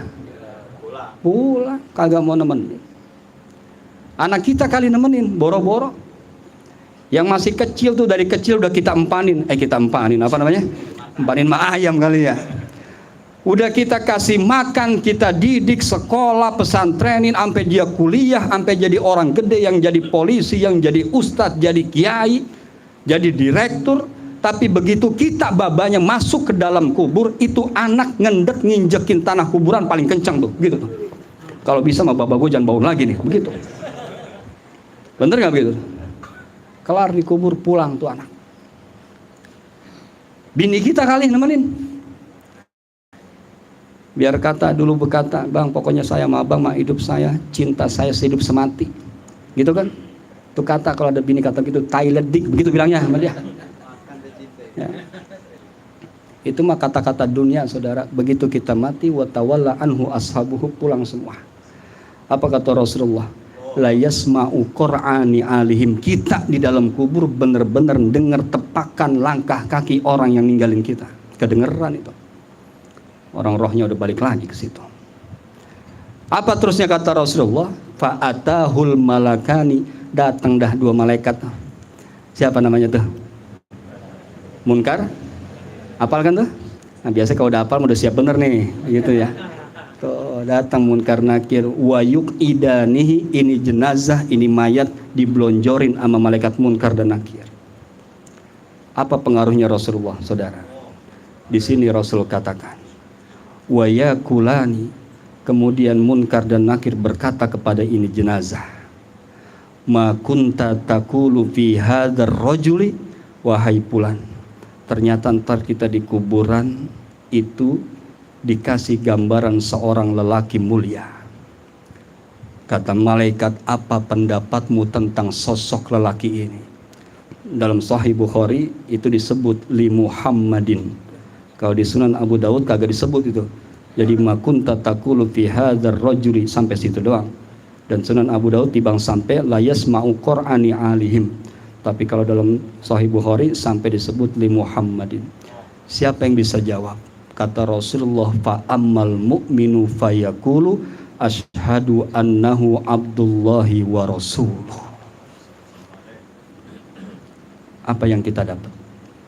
Kata Rasul, malaikat bakal berkata sama dia, unzur, no lihat, maq'adika minan nar, tempat dudukmu, tempat tinggalmu yang tadinya Allah takdirkan terbuat dari api neraka, qad abdalakallahu minal jannah, seketika Allah langsung ganti dengan tempat duduk dan tempat tinggal dari surganya Allah Subhanahu wa taala. Dalam ilmu nahwu kan begitu ya. Kalau ada qad berdampingan sama fi'lul madi, maka maknanya pasti itu. Gitu. Beda kalau dia berendeng sama fi'lul mudhari. Di makna ahyanan kan begitu. Maka Rasulullah katakan qad abdalakallahu, Allah pasti dan ganti saat itu ketetapannya. Lantaran apa? Kita kenal, cinta sama Nabi Muhammad SAW. Paham gak kira-kira omongan saya ini? Nah, ini terakhir saya mau ngajak saudara-saudara. Kalau guru-guru mah insya Allah udah, beliau mah panutan kita. Jadi ntar katanya orang di akhirat bakal tinggal sama siapa yang dia cintain, kan gitu ya. Kita terpulang dari sini habis burdahan, saudara-saudara Yang punya teras rumah silakan belonjor di rumah. Jangan di rumah orang tapi ya. Rumah nama dewek ini mah. Yang kagak punya teras mau di ruang tamu boleh, di kamar boleh, belonjorin aja tuh kaki. Gayanya bagaimana Ustadz? Gaya orang Betawi aja pokoknya. Orang Betawi makan nggak salah habis subuh kadang-kadang belonjor kayak gitu. Yang penting di sampingnya ada kopi hitam segelas. Kalau ada pisang goreng sepiring. Kalau ada uli boleh tuh begitu. Beres nggak urusan itu? Beres gitu. Jadi belonjor, samping kita kopi hitam, sama pisang goreng sepiring, sama duit dah di kantong 2,5 juta kan beres urusan. Aman nggak kira-kira itu? Adem. Nah emang adem. Jadi kalau udah adem mikirnya enak Ustaz, gitu ya. Apa yang kudu dipikirin? Begini aja. Kira-kira kita hidup udah puluhan tahun, sampai gini hari, siapa yang paling kita cintain di alam dunia ini? Kepaham nih mohon saya ini? Ketemu jawabannya, maka kita antara beliau sama dia di akhirat, harapan kita pasti sama tuh, duduk bareng-bareng menjadi akrobu alayya majlisan, kata Rasulullah, yang dekat-dekat sama Rasulullah Muhammad sallallahu alaihi wasallam.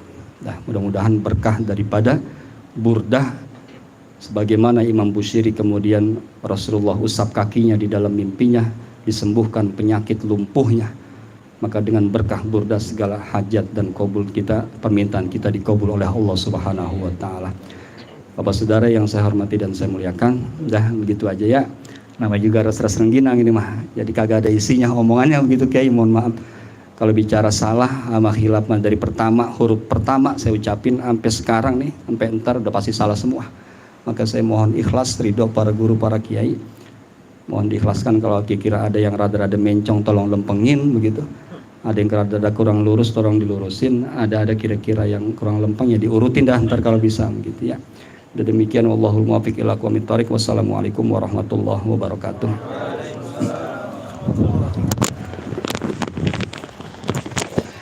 Terima kasih kita ucapkan kepada guru kita Ustadz Sofyan As-Sauri. Mudah-mudahan apa yang disampaikan oleh beliau bermanfaat untuk kita semua. Nah, beliau ini adalah dulu waktu di pesantren kakak kelas saya, Pak. Beliau angkatan 2001, saya 2005. Beda 4 tahun.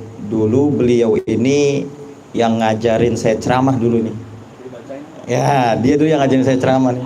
Sebenarnya bukan ngajarin sih, yang ngejual teks ceramah. Nah, ini dia ini urusannya. Dan beliau juga singanya dulu tuh kalau di pesantren itu singanya. Singa podium di pesantren beliau. Sekarang udah jadi kucing kali apa jadi singa lagi udah. Ya, untuk yang kedua nih ada kakak kelas saya juga angkatan 2001 jauh-jauh dari Ponasem. Mari sama-sama kita dengarkan mauizah hasanah oleh guru kita Al-Ustadz Ahmad Fauzi atau dipanggil Ustadz Ajay. Kepada beliau kami persilahkan. Sallu ala Muhammad. Ajay. Udah nggak apa-apa. Doa punten aja sih. Kan ganteng banget kayak Afgan ini, masya Allah. Jim lah ini. Udah kayak lontong belum diikat. Bismillahirrahmanirrahim. Assalamualaikum warahmatullahi wabarakatuh. Alhamdulillahilladzi hadana li hadza wa ma kunna linahtadiya laula an hadanallah. Asyhadu an la ilaha illallah wahdahu la syarikalah wa asyhadu anna Muhammadan abduhu wa rasuluhu la nabiyya ba'dah. Allahumma fassalli wa sallim ala sayyidina wa habibina wa syafi'ina wa qurrati a'yunina wa maulana Muhammadin wa ala alihi wa sahbihi ajma'in. Amma ba'du. Rabbi syrah li sadri wa yassir li amri wa hlul 'uqdatam min lisani yafqahu qawli. Rabbana iftah bainana wa baina qaumina bil haqqi wa anta khairul fatihin. Subhanaka la ilma lana illa ma 'allamtana innaka antal alimul hakim. Hadratal mukarramin, para kiai, para guru, para sesepuh, para tokoh masyarakat, Bapak Lurah, Bapak RT, Bapak RW, Bapak Camat, kiai-kiai mohon maaf namanya saya kagak sebut, emang kagak tahu, kagak dikasih catatan lagi. Mohon maaf itu. Saya yang tadi yang saya ingat yang namanya bedu doang sama saya, Ki Ahmad Fauzi ya. Iya. Yang saya mah ini res-res. Lagian bahasa saya udah dipakai duluan.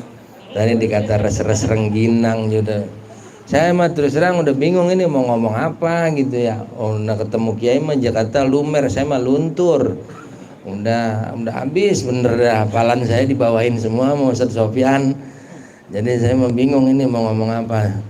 Emang tadi guru kita Kiai Zulkifli Marzuki katanya ini acara malam ini sekalian nama acara haul gitu ya. Bukan begitu Kiai? Ya saya mah ini ngomong dikit aja, orang pengen banyak-banyak. Allah berfirman walillahil izzatu walir rasulihi walil mu'minin. Segitu baik. Emang bener-bener saya mah kesini emang mau silaturahmi doang, pengen main. Tadi emang baca burda juga udah separoh baru nyampe saya mah. Ya ilah dapat dikitan saya jadinya. Kalau katanya dari awal mah saya udah ngerojok air mata kali. Masya Allah. Ini mah baru dirorot-rorot doang, saya takut ntar ambekan saya habis lagi. Walillahil izzatu walir rasulihi walil mu'minin. Bapak-bapak, saudara-saudara yang berbahagia, kan yang namanya mulia, yang perkasa mah punya Allah ya, punya Rasul, ama buat orang mukmin doang kemuliaan itu adanya. Ini kita kumpul begini dalam rangka acaranya emang acara majelis burda tuh. Saya dulu diceritain sama guru saya. Ya ini mah saya ngaku aja ya, guru saya aja mah tahu ngakuin saya apa kagak gitu ya. Syekh Yasir Al-Adni Asy-Syuhairi lagi datang kemari ke Indonesia aja ngomong begitu. Katanya dulu Abul Abbas Al-Mursi gurunya Imam Busiri. Nih Abul Abbas Al-Mursi punya murid 3. Cuman emang dasar sayanya goblok gitu ya. Emang dasar sayanya yang goblok. Punya murid 3 nama baik saya kagak hafal.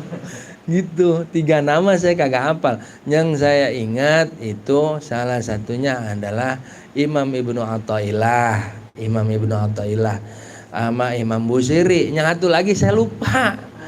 Kata Imam Abul Abbas Al-Mursi, madza turidun, lu pada mau apa tong, katanya. Kata guru sama murid begitu.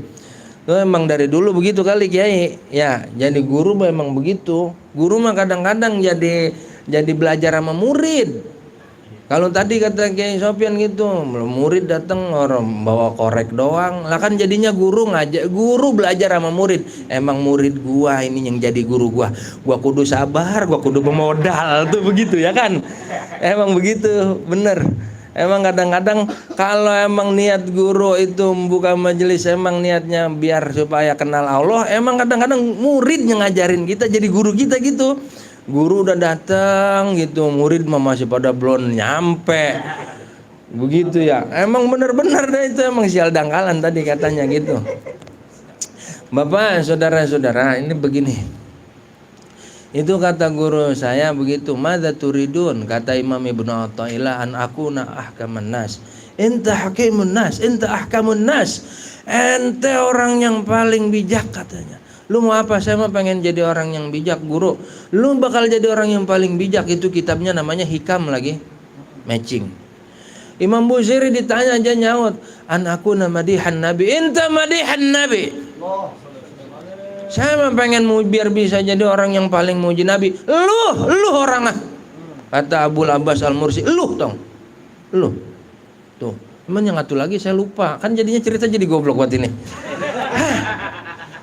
Maafin ya, begini sih lagi. Orang saya kagak niat ceramah, saya niat silaturahmi doang.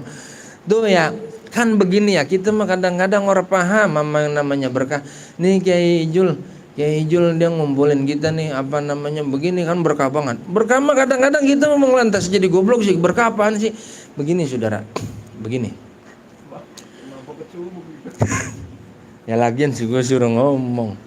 Begini saudara, yang namanya berkah namanya berkah. Memang kebetulan gitu ya. Kebetulan misalnya ada ustadz gitu, ada dua bekawan. Ini orang yang satu namanya Orang Betawi namanya Asmaul Husna, nama aslinya. Makanya ada di sini, maaf ya, maaf ini. Kalau ada maaf. Ini mah sebagai ilustrasi doang gitu. Ada lagi yang atuh temennya rupanya jadi ustad. Si Maul namanya Maul, panggilannya Maul, nama panggilan kecil Maul, entak gede karena dia jadi preman pasar panggilannya Maung gitu. Orang dia jadi preman pasar. Yang namanya teman makan biar kata yang atuh preman, yang atuh kiai juga kan namanya teman gitu ya. Ong apa tad gitu. Padahal mah temenan, dia manggil ustad juga gitu. Lu mau orang nemenin gua, mau kagak lu nemenin gua, mau kemana? No, gua mau ke sono, no, mau ke daerah Pedurenan masjid. Laksana saya gitu, orang Cipadu kan, orang sini orang ada yang kenal sama saya. Apalagi nggak usah pakai saya chat muka saya. Begini aja orang sini orang ada yang kenal sama saya gitu. Emang tawan jauh gitu. Mengapa pakai sama gua sih? Orang gua mah sembahyang kagak, ngaji kagak. Kata si Maung, gua mah sembahyang kagak, sholat kagak, ngaji kagak. Lu ngajak gua mau ngapain? Kata si Maung, udah lu temenin gua, daerah sono mah rada rawan, gua rada kanji. Kalau bahasa orang sono kanji gitu ya. Udah bahasa udah keluar lagi sekarang. Bahasa zaman dulu waktu itu kanji udah wah lah. Lu ngikut gua dah, lu temenin gua. Kali lu mah orang di sono mah daerah sono ada yang dagang golok sih, gua penggilanan gitu. Ya.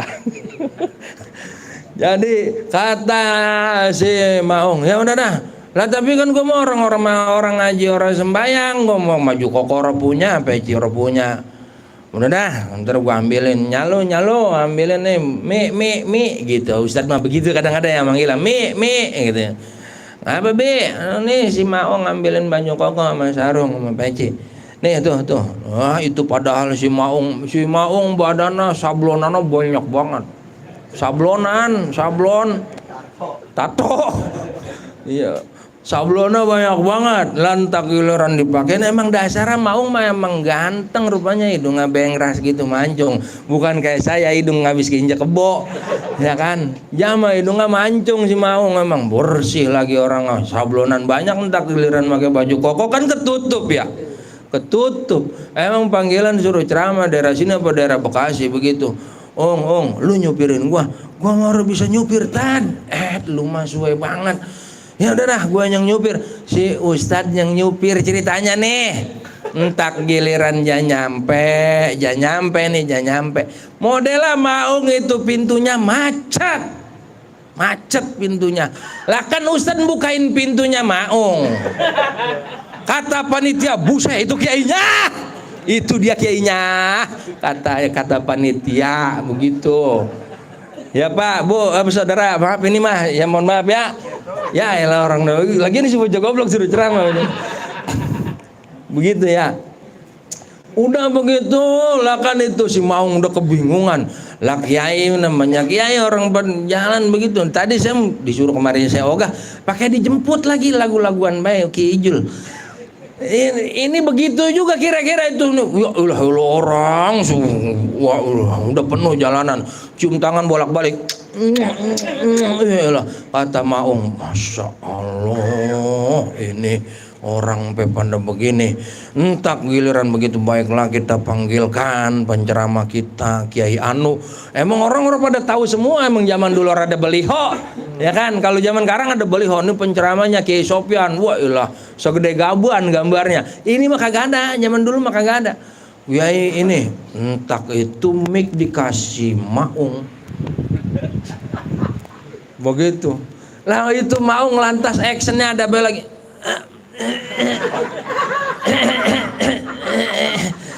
Suara gua lagi habis katanya gitu. Ini aja katanya. Loh kata orang, wah bagaimana ini kiai katanya ngasih muridnya nih tukang lah supirnya ini mah dikasih. Lah emang dia kiainya.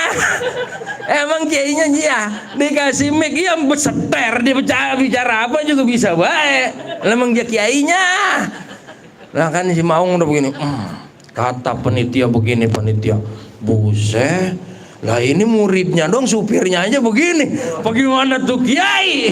Kalau katanya dia ngomong, Masya Allah Akhirnya besek 5 si Maung beseknya 5 amplop tebelan dia orang bisa ditekuk. Ya Allah, giliran pulang bininya nanya, B amplop mana? Emang bagaimana emang si Maung si Maung orang gua ajak lagi tuh. Pak, saudara, ini maksudnya apa? Ini memang ceritanya kayak cerita guyon. Cuman saya mau bilang begini, tadi kita ngomong walillahil izzatu walir rasulihi walil mu'minin. Ini tiba sama orang beriman tuh nempel doang. Nempelnya orang kayak antum-antum yang saban malam kemis ini jogrok di sini orang. Itu si Maung cuman baru kali itu diajak. Yang bikin heran orang cium tangan bolak-balik celpak celpok. Besek banyakan dia. Amplop tebelan dia. Orang berkah. Kan kalau nyampe sini ngomong berkah begini mah kita paham semua, betul? Betul kan? Lah iya. Kalau ngomongin berkah, bentar lu berkah. Orang paham gua. Apaan sih lu ngomong apa berkah? Tapi kalau ceritanya udah si Maung sama si Ustad, paham kita? Paham, jelas sampai situ. Kalau Rasulullah jangan ditanya. Ini saya nggak tahu udah pada dengar ceritanya apa belum. Ini juga cerita dari guru saya Yasir. Ceritanya begini. Tadi anak di zaman Rasulullah ada sahabat. Nih Rasulullah udah wafat. Sahabat ini punya bini 4 ya. Ya begitu ya. Insya Allah saya doain. Gitu ya. Ini punya bini 4. Ini bini yang 4 ini Soban Sari pada bersaing. Bersaing apa? Dia pada nyari asal Soban Sari ya kemana? Pergi ke pasar beli minyak wangi, gua mau beli Amir Ud, gua mau beli Bukiah, gua mau beli ini. Asal model itu minyak wangi dia pakai nyampe di kamar kalah sama bau badan lakinya. Itu sampai akhirnya tuh 4 bininya puyeng jananya, bang. Emang saya orang tapi apal itu cerita guru saya. Lagi-lagi emang sesi goblok ya. Orang apal gitu, cuman saya paham jangan ngomong bahasa Arab itu guru saya paham. Katanya gitu, bang, emang lu pakai minyak wangi apa sih? Ini minyak wangi apa baik yang gua pakai? Asal giliran gua ketemu lu, asal di kamar bang, wangi gua yang minyak wangi yang udah mahal banget aja masih kalah sama bau badan abang. Bang, abang pakai minyak wangi apa? Neng lu mah, orang gua malon tahu pakai minyak wangi. Lah itu abang badannya wangi banget, emang apa mulanya? Begini neng, nih gua kasih tahu. Tadi anak gua lagi kecil susah hidup. Mengapa susah hidup bang? Iya gua mah kalau bahasa kita mah kali gitu ya. Gua masa kita dari kecil muter baik gitu, ora panas batuk, ora batuk, mencret, ora mencret, koreng. Itu be muter, penyakit 4 bulan 4 lamanya babanya saban minggu ke dokter. Ya penyakitnya muter be rupanya itu. Emang itu katanya badan gua tadi anak pada korengan, itu koreng pada benyenyeh. Ngerti orang sini benyenyeh? Ngerti? Itu koreng pada benyenyeh. Akhirnya gua dibawa katanya mama gua ke depan Rasul. Ya Rasulullah, ini anak saya udah saya obatin apaan baik. Ora waras. Ini gala istilahnya kiong racun saya udah kasih. Obat apa juga udah saya kasih, yang taksiran popolan udah juga. Ini aja masih korengan aja, mana benyenyeh lagi. Pak itu tapi makan Pak, jangan kayak makanannya Pak, anggap aja bokir lagi ngomong. Entah begitu emang rupanya Rasulullah itu ibu-ibu datang ke Rasulullah emang tengah hari bentet. Ya. Datangnya tengah hari bentet, rupanya tangan pada berkeringat. Itu koreng diusap sama Rasulullah. Itu koreng diusap. Itu Pak, keringat Rasul nempel. Itu di koreng yang benyenyeh. Lantaran sebab bertemu itu keringat sama koreng yang benyenyeh, itu badannya besok hari waras korengnya. Nggak ada yang bisa ngalahin keringat dia. Sebab apa? Udah nyatu sama keringat Rasul. Tuh. Rasulullah. Ya, tadi kan buat orang beriman udah tuh si Maung. Ini Rasulullah. Kalau yang ketiga, walillahil izzah.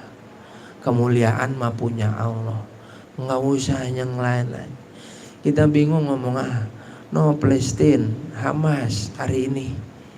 Orang akhirnya berduyun-duyun pada masuk Islam lantaran apa? Allah. Dia tuh pada beriman sama Allah. Siapa hari ini yang imannya paling mantap? Hari ini kali yang iman level sahabat mah adanya di sono. Kalau di sini mah kita mau nyari yang di Jakarta kira-kira ada nggak kiai gitu yang imannya kayak Abu Bakar? Kayaknya rasanya susah nyarinya kiai. Kayaknya. Bab kita mah kayaknya potongan Nuaiman semua. Yang habis mabok besok ngomong katanya, ya Rasul maaf ya saya udah mau mabok lagi. Besoknya ketahuan ketewak lagi, Bay. Kegap lagi, Bay, lagi mabok. Tuh, modelnya kita mah kali itu mah. Ya kalau kiai mah bukan kali, saya aja udah, saya aja udah. Gitu ya. Jadi begitu aja Bapak-bapak, saudara-saudara. Terus kan memang namanya haul mah begini ya. Ada namanya bocah si Adul preman pasar si Adul preman pasar kata emaknya begini, Dul, ngapa mak? Itu emaknya nelpon, gua pengen makan paya Dul, bawain gua paya apa? Lu si Adul preman pasar makan tinggal ngomong doang, lu bawain paya ke rumah emak gua sekeronjot, kata si Adul, dia bawain. Ditelepon lagi emaknya, nya itu paya udah nyampe nya. Udah Dul, payah nyampe mah lo cuman ini payah sekeronjot engkan yang manis kata emaknya. Ilo kabarnya besok kayak kirimin lagi kios satu lagi, lu anterin payah ke rumah emak gua sekeronjot. Itu kalau sampai seminggu kan penuh setruk kira-kira ya. Udah keurugan itu emaknya sama payah. Orang ada yang manis Dul, akhirnya si Adul pulang juga. Ya bawain itu payah yang kecil banget, udah kayak payah burung. Ya anterin ke rumah emaknya, mak. Nih, mengapa sih mak ilok apa itu payah udah ukuran setruk engkan yang manis. Ya jalin, nih mak nih bawa nih saya bawa atu. Ya bawa, ya buka begitu serasa. Kata emaknya begini, ya Allah, ini payah ngapa kecil banget cuman manis banget.